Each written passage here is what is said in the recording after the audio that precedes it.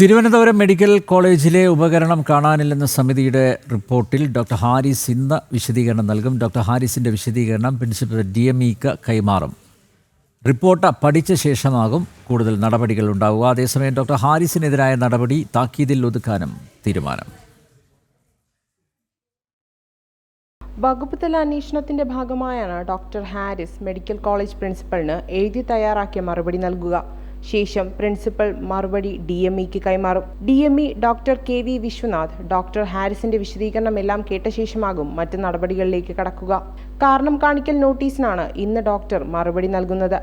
ഹാരിസിനെതിരെ പ്രതികാര നടപടികൾ സ്വീകരിക്കാനുള്ള നീക്കത്തെ ശക്തമായി ചെറുക്കുമെന്ന് IMA കഴിഞ്ഞ ദിവസം മുന്നറിയിപ്പ് നൽകിയിരുന്നു. മന്ത്രി സ്വന്തം വകുപ്പിലെ സിസ്റ്റം തകരാറുകൾ പരിഹരിക്കാൻ നടപടി സ്വീകരിക്കാതെ ഡോക്ടറെ ശിക്ഷിക്കാനിറങ്ങുന്നത് പാവപ്പെട്ട രോഗികളോടുള്ള യുദ്ധപ്രഖ്യാപനമായി മാത്രമേ കരുതാനാകൂവെന്നും IMA കഴിഞ്ഞ ദിവസം പ്രതികരിച്ചിരുന്നു. ഡോക്ടർ ഹാരിസ് ചിറക്കലിനെതിരായ നടപടി താക്കീതിലൊതുക്കാനാണ് സാധ്യത. ഡോക്ടർക്കെതിരായ എന്ത് നടപടിയും ജനവികാരം എതിരാക്കുമെന്നാണ് വിലയിരുത്തൽ.